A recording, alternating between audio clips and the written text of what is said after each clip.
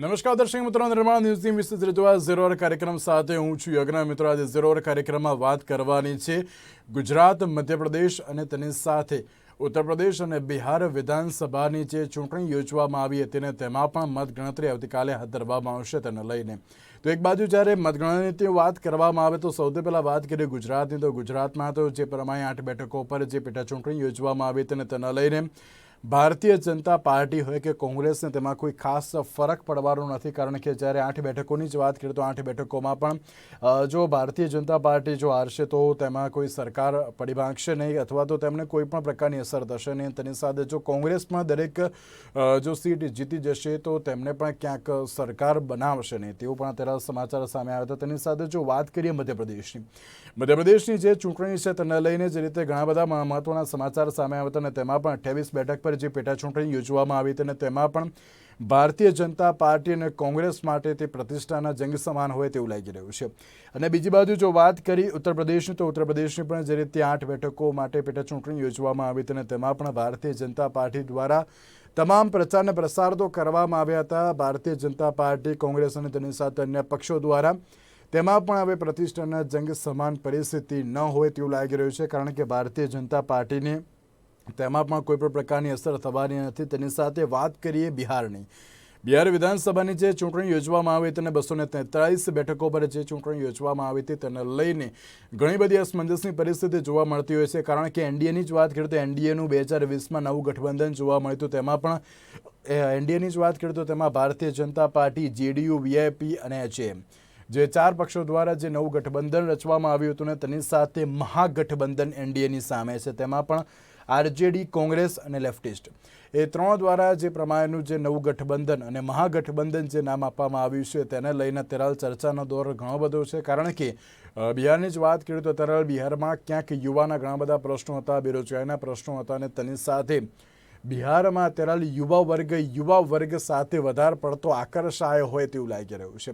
તેની સાથે આ દરેક વિધાનસભાની ચૂંટણીની તો વાત કરીશું અને તેની સાથે આ મુદ્દા પર ચર્ચા વિચારણા કરવા માટે મારી સાથે જોડી ગયા છે ચૈતન્ય જૈન, જેઓ પત્રકાર છે, જીટીપીએલના પ્રશાંતભાઈ ગઢવી, જેઓ રાજકીય વિશ્લેષક છે, અને હિરેન કોટક, જેઓ રાજકીય વિશ્લેષક છે. આપ ત્રણેય સૌથી પહેલાં તો સ્વાગત છે. સૌથી પહેલાં વાત કરીએ બિહારની, તો ચૈતન્યભાઈ, જે પ્રમાણે બિહારની વાત કરીએ તો બિહાર વિધાનસભાની જે ચૂંટણી 243 બેઠક પર જે ચૂંટણી યોજવામાં આવી હતી અને તેમાં પણ જો પરિસ્થિતિની વાત કરીએ તો ક્યાંક યુવા વર્ગ અત્યારે જે રીતે યુવા તરફ વધુ પડતો આકર્ષાયો હોય તેવું લાગી રહ્યું છે, કારણ કે નીતિશ કુમારનું જે પ્રમાણેનું છેલ્લું સ્ટેટમેન્ટ આવ્યું હતું તેમના દ્વારા એમ કહેવામાં આવ્યું હતું કે આ મારી છેલ્લી ચૂંટણી છે. તેમ શું કહેશો? બિહાર વિધાનસભાની જે ચૂંટણી હતી ને તેમાં પણ મતગણતરી આવતીકાલે હાથ ધરવામાં આવી છે અને નવું ગઠબંધન અને મહાગઠબંધન વચ્ચે જે અત્યારે પ્રતિષ્ઠાનો જંગ સમાનની આ પરિસ્થિતિ છે.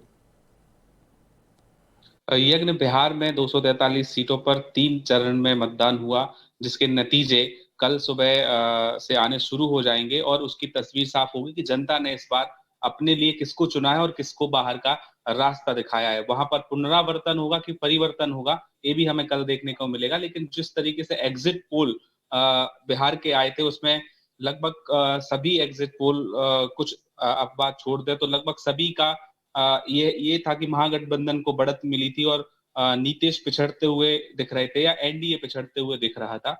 मैं बिहार चुनाव के संदर्भ में शुरू से ही एक बात जरूर कह रहा हूं कि बिहार का जो चुनाव है वो चुनाव सिर्फ जातिगत समीकरणों या बेरोजगारी या फिर वहां की स्थानीय मुद्दों पर नहीं लड़ा गया है. बिहार का जो चुनाव इस बार हुआ है वो युवाओं का गुस्सा है.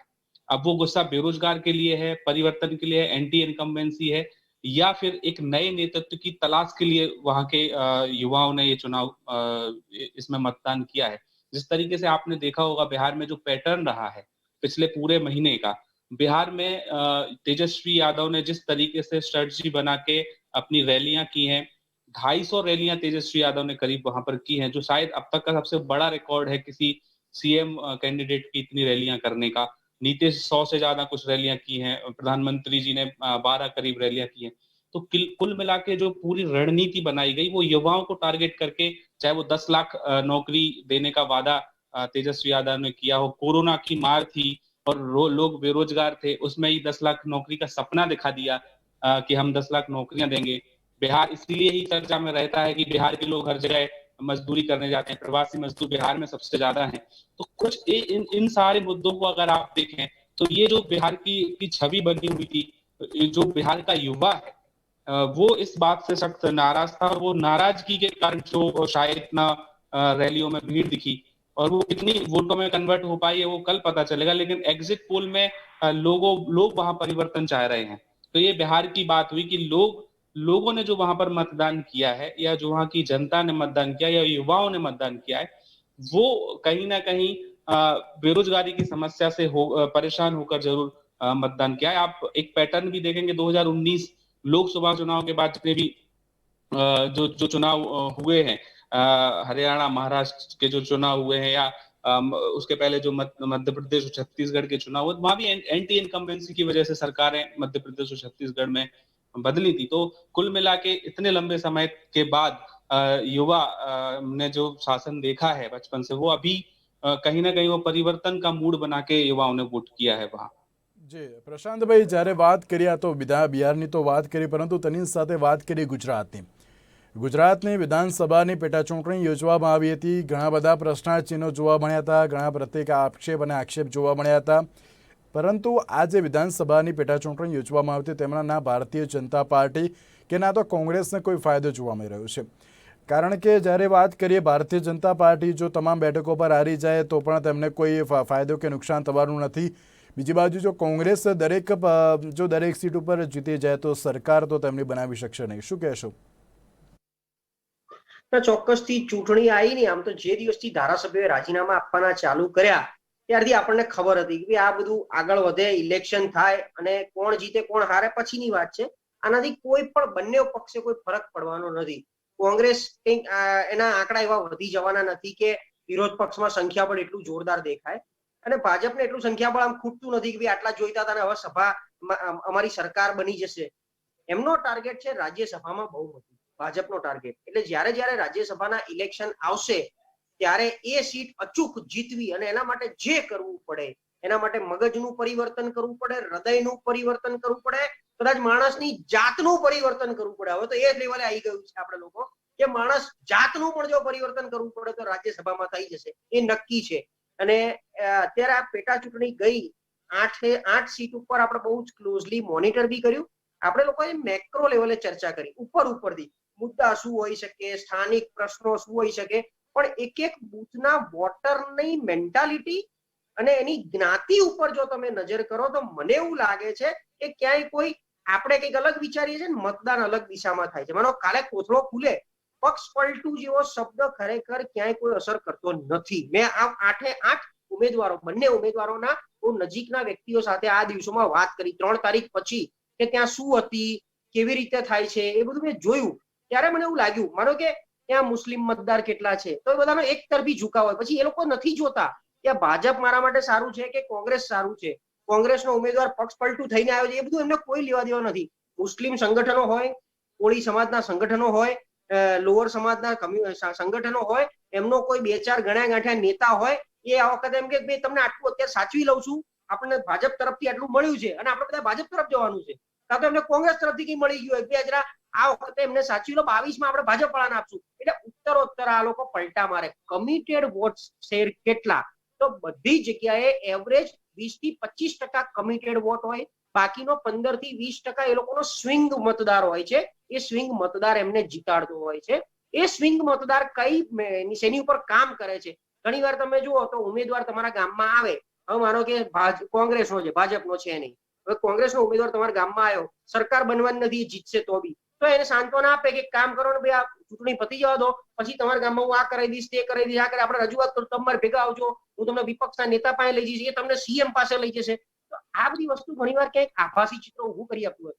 ભાજપમાં ખાલી તકલીફ શું થતી હોય, ઉમેદવાર દરેક ગામડાને ટચ ન કરી શકતો હોય, કારણ કે એ સત્તા સ્થાને બેઠેલો માણસ છે, જીતેલો ધારાસભ્ય હોય છે. તો ભાજપનો ઉમેદવારને સંગઠન બહુ હોય છે, એટલે સંગઠનનો વ્યક્તિ જયારે કોઈ ગામમાં મળવા જાય તો ઘણીવાર ગામવાળા એને બહુ એટલો ના સ્વીકારે, જેટલો ધારાસભ્યને સ્વીકારે. ત્યારે પેલો ઉમેદવાર ડાયરેક્ટ આવીને તમને કમિટ. તો આ બધા ફેક્ટર બહુ કામ કરતા હોય છે. આ બધું જોયા પછી લોકો મતદાન કરતા હોય છે, અને એ મતદાનનો આખો વોલ્યુમ, એટલે ઝુંડ જેને કહેવાય, એ આખો સમૂહ એક તરફી વોટિંગમાં જાય, એક ઉમેદવારને ફાયદો થતો હોય છે. એટલે આપણે કાલ સાંજ સુધી રાહ જોઈએ. સવાલ એ પણ થતો હોય છે કે જ્યારે ગુજરાત વિધાનસભાની પેટા ચૂંટણીની વાત કરીએ અને તેની સાથે વાત કરીએ ઉત્તર પ્રદેશની પેટા ચૂંટણીની, દરેકમાં જ્યારે સવાલ ઘણા બધા જોવા મળતા હતા, પરંતુ આક્ષેપ અને પ્રત્યાક્ષેપ વચ્ચે જ્યારે સરકાર છે ભારતીય જનતા પાર્ટીની, તેમને ક્યાંય ફરક પડવાનો નથી તેવું લાગી રહ્યું છે. શું કહેશો? બિલકુલ, અહીંયા માત્ર ઉત્તર પ્રદેશ પૂરતી વાત નથી, બિહારની પણ આપણે એક વાતને અલગથી મૂકીએ તો પેટા ચૂંટણીઓ જેટલી બધી થઈ રહી છે એમાં ક્યાંક ને ક્યાંક ભારતીય જનતા પાર્ટીને પક્ષપલટાનો કોઈ અસર જ નથી થઈ રહી, એ સ્પષ્ટપણે દેખાઈ રહ્યું છે. કેટલા સમયથી આપણે જોઈ રહી છે ઘણા બધા પક્ષપલટુ નેતાઓ અત્યારે અહીંયા પક્ષપલટો કરેલો છે, અને આ પહેલા પણ એને પક્ષપલટો કરે છે, છતાં પણ જનતા એમને લાવીને મૂક્યા છે. કે કયા ગણિત કામ કરે છે એ જ નથી ખબર પડતી. હવે તો આપણે નક્કી કરીએ છીએ કે અહીંયા સ્વિંગ વોટ, એમના જે સ્વિંગ વોટની વાત પ્રશાંતભાઈ કરી હતા, સ્વાભાવિક છે એક સ્વિંગ વોટની ટકાવારી પણ હવે વધી ગઈ છે, અને એ પણ એવી વધી છે જે કમિટેડ વોટમાંથી પણ આવે છે.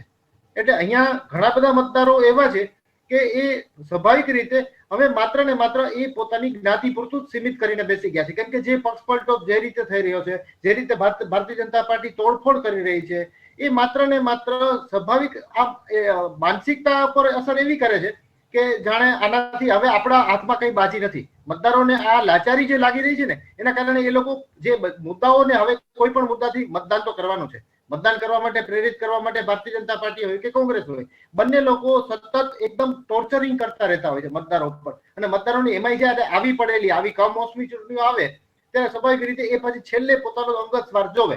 એટલે અંગત સ્વાર્થમાં શું, તો એમાં એ જોવે કે આપણે આપણી જ્ઞાતિ કઈ છે, આપણો સમૂહ કયો છે, આપણને ફાયદો અત્યારે તાત્કાલિક ફાયદો શું થવાનો છે, એ તાત્કાલિક ફાયદાની સામે જોવે છે. એટલે લોંગ ટર્મ જે વિઝન છે એ મતદારોનું પણ નથી રહ્યું, અને એની જ અસર આપણને આ ચૂંટણીના આવતીકાલના પરિણામમાં બહુ જબરદસ્ત રીતે જોવા મળશે. કદાચ એવું બને કે એક્ઝિટ પોલ પણ ખોટા પડે, અને જ્યાં મગ એટલે કે જે મગનું નામ મારી મગનો સ્પેલિંગ અંગ્રેજીમાં લખીએ તો MUG થાય, તો એમ એટલે આપણે MP, યુ એટલે યુપી અને જી એટલે ગુજરાત, તો મગમાં ફેરફાર થઈ જવાનો શક્યતા પણ હું જોઈ રહ્યો છું. બહુ જ મોટો સેટબેક જોવાની શક્યતા આવતીકાલે છે.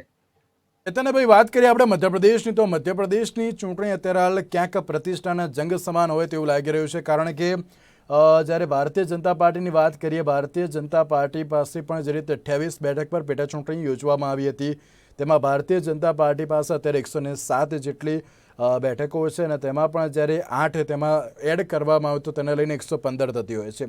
28 બેઠકો પર જે પેટા ચૂંટણી યોજાવાની છે તેમાં ભારતીય જનતા પાર્ટીને 8 બેઠક એ જીતવાની જરૂર છે, અને બીજી બાજુ જ્યારે કોંગ્રેસની વાત કરીએ તો કોંગ્રેસે અત્યારે 21 બેઠકો જીતવાની જરૂર છે.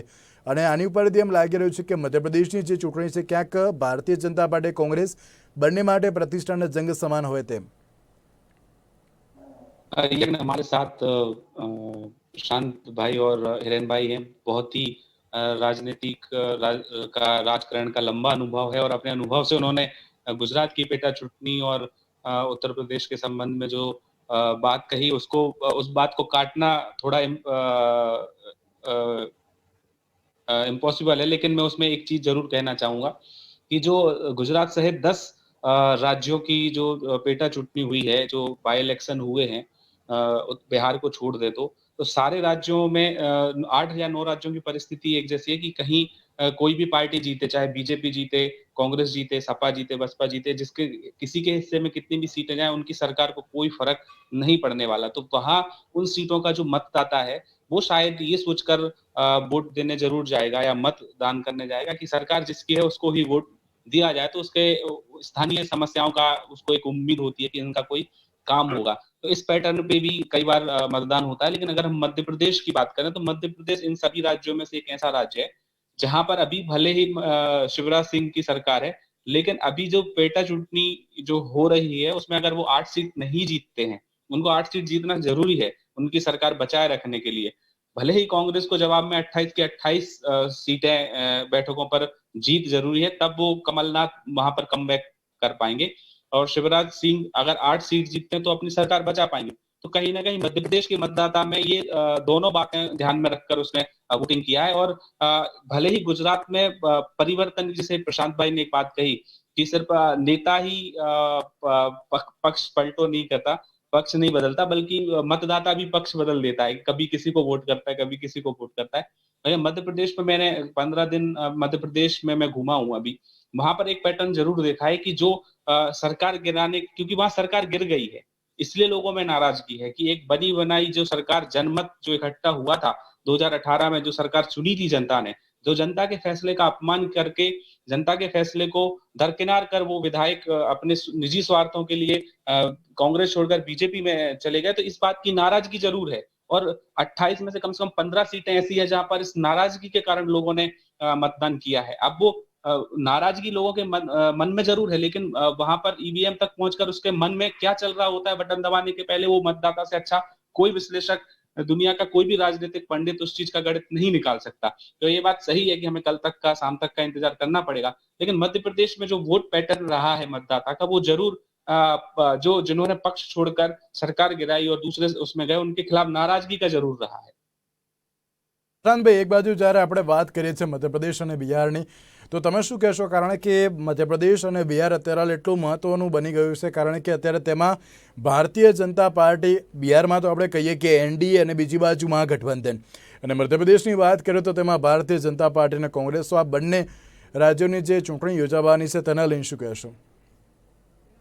સૌથી પહેલા બિહારની વાત કરું તો બિહારમાં આ વખતે ચોક્કસ એટલે એન્ટી ઇન્કમ્બન્સી ગણો કે આજે ઓવરઓલ મને એવું લાગે છે કે તેજસ્વી યાદવે કંઈક એવો જાદુ છવાઈ નાખ્યો હતો, અને એમણે રેલીઓ કરી, એમાં સંખ્યા જોવા મળી, ત્યાર પછી આ લોકો જાગ્યા, સફાળા જાગ્યા, મને એવું લાગે, ઊંઘતા ઝડપાયા. એટલે નીતિશ કુમારે એકદમ ભાર વધાર્યું, ત્યારબાદ નરેન્દ્ર, હાજી, એટલે નીતિશ કુમારે ભાર વધાર્યો, નરેન્દ્ર મોદી પોતે જાગ્યા કે આ જો આવું આવું આવું ચાલશે રેલીઓમાં વધારે, અને 10 લાખ નોકરીઓ લોકોને સીધી જ હૃદયસ્પર્શી વાત થઈ ગઈ, અને 10 લાખ એને એમનામ ફેંક્યું, હવામાં ગોળીબાર નહોતો કર્યો. એમણે ગણાયું કે 4.5 લાખ નોકરી ઓલરેડી પેન્ડિંગ પડી છે, જેને મારે ખાલી કોથળામાંથી ખોલીને સાઇન કરવાની છે. એટલે એનો એક ડાયલોગ જે મને યાદ આવે, સૌથી પહેલી રેલીમાં એ બોલ્યો હતો કે આપકા બેટા मुख्यमंत्री बनेगा, कलम उठाएगा, पहली कलम उठेगी तो 10 लाख नौकरियां देगा, और यहाँ गरीब की बात होगी, महंगाई की बात होगी, रोजगारी की बात होगी, किसान की बात होगी.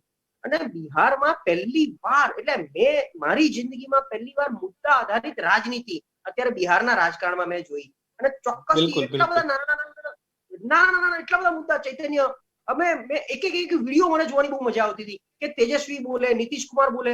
એટલે ખરેખર આ વસ્તુ બજારમાં અને જનતાની વચ્ચે લાવી એટલે જરૂરી છે કે જનતા એક જ તરફી મોનોપોલીમાં જતી હોય, અને ત્યારે તમને સામસામા આક્ષેપ પ્રત્યાક્ષેપ સિવાય પેલો 2 આપશે તો હું 4 આપીશ, પેલો 4 આપશે તો હું 8 આપીશ. એટલે આ પ્રકારની કોમ્પિટિશન મને બિહારમાં પહેલીવાર જોવા મળી, બિહારમાં નહીં ભારતમાં મને પહેલીવાર જોવા મળી. એટલે આ પ્રકારની જો મુદ્દા આધારિત રાજનીતિ થાય તો ચોક્કસથી જનતાનો ફાયદો થશે, કારણ કે જો આપણે 10 લાખ કીધી તો સામે તરત 19 લાખ આયા.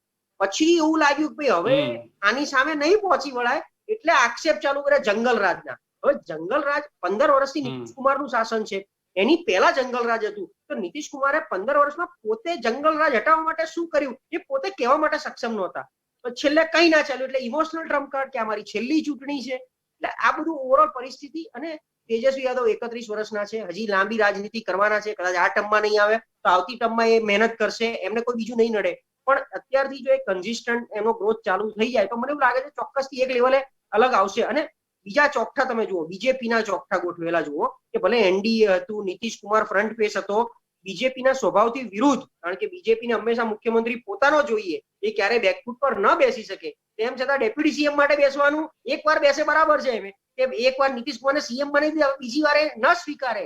એટલે ક્યાંક એલજેપી નું જે ગોઠવણ થઈ, એલજેપી ને ભલે અત્યારે એક્ઝિટ પોલમાં કંઈક અલગ દેખાતું હોય, પણ કસમેકસની વચ્ચે એલજેપી એક બહુ મોટું ફેક્ટર કામ કરશે. આ બધી માહોલ પરિસ્થિતિની વચ્ચે ચોક્કસથી એક સારી હેલ્ધી રાજનીતિ મને બિહારમાં દેખાઈ. બીજી આપણે મને સવાલ કર્યો મધ્યપ્રદેશનો. મધ્યપ્રદેશમાં અસ્તિત્વ એટલે સરકાર પરિવર્તન વાળી જંગ છે, કે જો ભાજપ ખરેખર કાઠું ન કાપી શકે. સૌથી મોટો ત્યાં પ્રોબ્લેમ એ હતો કે જ્યોતિરાદિત્ય સિંધિયાના હિસાબે આ બાય ઇલેક્શન આવ્યું છે. હવે રાજા સાહેબ ને એક લાડકોડથી જોયેલા વ્યક્તિ છે મધ્યપ્રદેશની. રાજા સાહેબ જયારે આવું પગલું ભર્યું હોય ને, એક સામટા 28 ધારાસભ્યોના રાજીનામા અપાયા હોય, અને એ રાજા સાહેબને કોંગ્રેસના સીએમ તરીકે લોકોએ જોયા હતા, પોતે રાજા છે, કિંગ છે ત્યાંના, અને કોંગ્રેસમાં સીએમ ન બની શક્યા, એટલે એ નારાજગી હતી જે બી હતી. હવે આ બાજુ આવી ગયા છે, એટલે આ ત્યાં ચાલુ સરકારને પાડવામાં આવી છે. આ બાજુ 28 એક સાથે ગયા છે, 28 બહુ મોટો આંકડો કહેવાય. એટલે ક્યાંક કસમેકસની ટક્કર છે, કાંટાની ટક્કર ત્યાં ચોક્કસથી છે. પણ છેલ્લી ઘડીએ જે એકબીજાને કાદા ઉછાળ્યા છે, પેલી ઇમરતી દેવી માટેના સ્ટેટમેન્ટ ગણો, આ બાજુ શિવરાજસિંહે થોડું એને વિવાદિત સ્ટેટમેન્ટ આપ્યું, આ બધું મને એવું લાગે કે ત્યાં માત્ર ખેંચતાણની રાજનીતિ હતી. મધ્યપ્રદેશ અત્યારે બી કંઈક કહેવું અઘરું છે, પણ ચોક્કસથી કસમેકસ છે, કાંટે કી ટક્કર છે મધ્યપ્રદેશ માટે કાલે, પણ યસ બિહારમાં ક્યાંક ને ક્યાંક મહાગઠબંધન આગળ ચાલી રહ્યું છે. જે રીતે આપણે વાત કરીએ છીએ મધ્યપ્રદેશ અને તેની સાથે બિહારની, તો તમારું મંતવ્ય શું છે? કારણ કે વાત કરીએ ભારતીય જનતા પાર્ટી, કોંગ્રેસ, એનડીએ અને તેની સાથે ઘણી બધી જે આક્ષેપ અને પ્રત્યાક્ષેપનો દોર ત્યાં પણ જોવા મળતો હતો, પરંતુ તમારા મત અનુસાર શું લાગી રહ્યું છે, કોના શિરે તાજ? મધ્યપ્રદેશની સૌથી પહેલા વાત કરું તો મધ્યપ્રદેશમાં 16 થી 18 સીટનું એક્ઝિટ પોલનું અનુમાન છે, અને એ પણ ભારતીય જનતા પાર્ટીને. તો એ જે સ્થિતિ છે એ સમજવા જેવી એટલા માટે છે કે પક્ષ પલટું હોય. એ પણ આ બહુ ખરેખર સાચી વાત છે પ્રશાંતભાઈની, આ બહુ મોટો આંકડો કહેવાય. તેમ છતાં જો મતદારો પણ હમણાં વાત કરીએ તો મિત્ર, હમણાં આપણે કહી રહ્યા હતા ચૈતન્ય, કે જે રીતે મતદારો પણ પોતાનો પક્ષ બદલી દે છે, એટલે મતદારો પણ પોતાનું પક્ષ બદલતા થઈ ગયા છે. આ સ્થિતિ ખરેખર આવનારા ભવિષ્ય માટે ખરેખર ચોંકાવનારી છે, કારણ કે લોકો પોતાનો અંગત સ્વાર્થ છે એ જોતા હોય છે. એટલે કે મેં વાત કરી પહેલા પણ, જે રીતે જ્ઞાતિનું સમીકરણ જોવામાં આવે, પોતાને જે વાયદાઓ આપવામાં આવે છે, વાયદાઓમાં તથ્ય કેટલું છે. હવે હોડ લાગી હોય કે હું 10 લાખ નોકરી આપીશ, એટલે બીજો કે હું 15 લાખ આપીશ, તો એ વિશ્વાસ કેટલો કરવાનો છે? 15 વર્ષનું શાસન તો બિહારમાં થઈ ગયું, તો 15 વર્ષના શાસનમાં કેટલી નોકરી અપાવી એ આંકડા ઉપર ધ્યાન દેવાનું છે. હવે જે વાયદા કરવામાં આવે છે, ચૂંટણી આવી ત્યારે કરો છો તમે. પહેલા શું હતું? જ્યોતિરાવ સિંધિયાએ આજે કઈ કર્યું છે? નરેન્દ્ર તોમરના કહેવાથી કર્યું છે. નરેન્દ્ર તોમરની પણ પોતાની મહત્વાકાંક્ષા સીએમ માટેની અને જ્યોતિરાવ સિંધિયાની સેન્ટરમાં કેબિનેટ મિનિસ્ટ્રી માટેની છે, એ બધા જાણે છે. પણ આ મતદારો, ત્યાંના જ મતદારો, સ્થાનિક મતદારો નથી સમજી શકતા. રાજા હોય તો શાસન કરે અને રાજધર્મ નિભાવે, પરંતુ એ રાજધર્મ નિભાવવા તો ક્યાંય દેખાઈ નથી રહ્યો. છતાં પણ એક્ઝિટ પોલના આંકડાઓ પ્રમાણે જો રિઝલ્ટ આવે તો ખરેખર એ દુર્ભાગ્ય કહેવાય મતદારોનું. મતદારો પોતાનું કદાચ ભવિષ્ય અથવા આવનારી પેઢીઓ માટે જે વિઝન જોવું જોઈએ એ નથી જોઈ રહ્યા. ચોક્કસથી પણ ચૈતન્યભાઈ, સવાલ એ પણ થતો હોય છે કે જ્યારે મધ્યપ્રદેશ અને બિહારની તો વાત કરી, પરંતુ તેની સાથે વાત કરીએ છેલ્લે ગુજરાતની, તો તમારા મત અનુસાર અત્યારે હાલ ગુજરાતની જે વિધાનસભાની પેટા ચૂંટણી યોજવામાં આવી હતી તેમાં પણ ભારતીય જનતા પાર્ટીને કોઈ ફાયદો કે નુકસાન નથી, અને કોંગ્રેસને પણ કોઈ ફાયદો કે નુકસાન અત્યારે હાલ તો સામે આવતું નથી, કારણ કે કોંગ્રેસ તો હવે સરકાર બનાવી શકશે નહીં જો 8 બેઠકો જીતી જશે તો, અને ભારતીય જનતા પાર્ટી જો હારી જશે તો પણ તેમને કોઈ નુકસાન થવાનું નથી. તો છેલ્લે ગુજરાત વિધાનસભાની ચૂંટણીને લઈને શું કહેશો? में देखो, कोई भी चुनाव होता है तो भले उसका डायरेक्ट संबंध सरकार गिराने या बनाने से ना हो, लेकिन नुकसान और फायदा तो दोनों ही पार्टियों को होता है. किसी को भले ही एक सीट पर भी अगर चुनाव कोई पार्टी जीती तो उसका जनाधार बढ़ता है, उसका वोट परसेंट बढ़ता है पूरे प्रदेश में. एक विधानसभा में अगर उसका एक विधानसभा बैठक पर अगर उसकी मत परसेंटेज बढ़ता है तो ऑटोमेटिक दूसरी विधानसभा पर भी लोगों का, उससे लगी हुई विधानसभा पर भी लोगों का माइंडसेट बदलता है. तो ऐसा नहीं है कि इस में किसी पार्टी को फायदा नहीं है. राज्यसभा में तो सीधा सीधा फायदा मिलना ही है भारतीय जनता पार्टी को, जो अगर इन 8 की 8 सीटों पर या जितनी भी सीटों पर जो एग्जिट पोल गुजरात के आए हैं, 6-2 का जो आया है, कहीं 5-3 का आया है, तो कुल मिला के भारतीय जनता पार्टी ही इस पूरे बाय इलेक्शन में फायदे में जा रही है. जो उनका उद्देश्य था, बीजेपी का जो टारगेट था, वो पूरा करते हुए इसमें दिख रहे हैं. लेकिन कांग्रेस को जरूर नुकसान हो रहा है, क्योंकि उनका जो जनाधार था, जब इलेक्शन हुए थे 2017 में, जब जो पार्टी जो बैठक जीत के आई थी उससे आज वो कहाँ है. तो कांग्रेस को भी इस चीज का आकलन करना चाहिए. हालांकि निजी स्वार्थ से जो लोग पार्टी छोड़कर गए हैं, अपनी महत्वाकांक्षाओं से जो पार्टी छोड़कर जो कहीं भी कोई भी नेता गया है, तो उसमें किसी पार्टी का दोष नहीं है. ये बात जरूर है कि जो मैनेजमेंट बीजेपी का है, वो उसमें कहीं ना कहीं कांग्रेस जरूर कांग्रेस को आत्मनिरीक्षण करने की जरूरत अभी भी है. જી ચોક્કસથી પ્રશાંતભાઈ, છેલ્લો પ્રશ્ન એક સવાલ થતો હોય છે કે જ્યારે આપણે ગુજરાત, મધ્યપ્રદેશ અને તેની સાથે જે દરેક વિધાનસભાની ચૂંટણીની તો આપણે વાત કરતા હોઈએ છીએ, પરંતુ તેમાં પણ અત્યારે સૌથી મોટી નજર એ અત્યારે બિહાર ઉપર જોવા મળી રહી છે. તો તમારા મત અનુસાર શું લાગી રહ્યું છે કે એનડીએનું નવું ગઠબંધન કે પછી મહાગઠબંધનની જીત? શું લાગી રહ્યું છે, પુનરાવર્તન કે પછી પરિવર્તન? વખતે મને એવું લાગે છે આ બધી રીતે પરિવર્તન ક્યાંક બિહારમાં દેખાઈ રહ્યું છે. મહાગઠબંધનના એક્ઝિટ પોલ સારા આવી રહ્યા છે, સાચા આવી રહ્યા છે, અને એ પ્રમાણે જો ચાલે તો ચોક્કસથી તેજસ્વી યાદવ મેદાન મારી જાય એવું લાગે છે. અને આ બાજુ બહુ ક્લિયર છે, ભલે નીતિશ કુમાર સીએમ ના કેન્ડિડેટ, આ બાજુ યાદવ, તેજસ્વી યાદવ સીએમ ના કેન્ડિડેટ, અને જે રીતે આખી રાજનીતિ થઈ, જે રીતે ઇલેક્શનના છેલ્લા દિવસ સુધી લડાઈઓ ચાલી, અને તમે જુઓ નીતિશ કુમારે માત્ર આક્ષેપો કર્યા, ઇવન ત્યાં મોદી સાહેબે પણ જઈને આક્ષેપ કર્યા, જંગલ રાજની વાતો કરી, પણ તેજસ્વી યાદવે આક્ષેપ કરવા ખાતર કર્યા છે. બાકી તમે જો લાલુ યાદવના પોસ્ટરમાંથી હટાવી નાખ્યા, એમને લાગ્યું કે ક્યાંક લાલુ યાદવનું નામ પણ મને આમાં અફેક્ટ કરે એવું છે, એટલે એ બધું હટાવી નાખ્યું. એમની રીતે જે આખી સ્ટ્રેટેજી ગોઠવી અને એક એક બૂથ સુધી પહોંચવાનો પ્રયત્ન એમણે કર્યો હતો, આની પાછળ હજી કેટલાય 2-3 મગજ છે પ્રશાંત કિશોર જેવા, જે ક્યાં અત્યારે આખા ઇલેક્શનમાં દેખાયા નથી. તો એ પણ કંઈક કામ કરી ગયું છે. એટલે ચોક્કસથી મને એવું લાગે છે કે ત્યાં મહાગઠબંધન આગળ વધી રહ્યું છે અને નીતિશ કુમાર બધી રીતે થકા હુઆ સીએમ નું બિરુદ પણ આપી દીધું એમના માટે. અને એમના એક હાવભાવ, એમના પોતાના ચહેરાના હાવભાવ બી ક્યાંક ફ્રસ્ટ્રેશન વાળા દેખાઈ આવતા હતા. મહાગઠબંધન કદાચ આ વખતે મેદાન મારી એવું લાગી રહ્યું છે. ગુજરાત વિધાનસભાની ચૂંટણીની વાત કરી કે પછી જ્યારે વાત કરીએ મધ્યપ્રદેશ અને તેની સાથે ઉત્તર પ્રદેશની, તો હવે જોવાનું એ રહ્યું કે જ્યારે મતગણતરી યોજવામાં આવશે ને તેમાં પણ ભારતીય જનતા પાર્ટી કે કોંગ્રેસ, જ્યારે વાત કરીએ બિહારની તો તેમાં પણ એનડીએ કે પછી મહાગઠબંધન, અને વાત કરીએ ઉત્તર પ્રદેશની તો ઉત્તર પ્રદેશમાં પણ જ્યારે ભારતીય જનતા પાર્ટી અને કોંગ્રેસ માટે અત્યારે હાલ તો પ્રતિષ્ઠાના જંગ સમાનની પરિસ્થિતિ તો જોવા મળતી જ હોય છે. અને તેની સાથે હવે જોવાનું એ રહ્યું કે હવે મતદાતા કયા જે અત્યારે હાલ ઉમેદવારો છે તેમની ઉપર મોહર મારે છે અને કઈ પક્ષ અત્યારે હાલ વધુ પડતો આગળ આવે છે. તેની સાથે ચૈતન્યભાઈ, પ્રશાંતભાઈ અને હિરેનભાઈ ત્રણે આભાર અમારી સાથે ચર્ચામાં જોડાવા માટે. તો આજના નજરમાં બસ રજા આપશો. નમસ્કાર.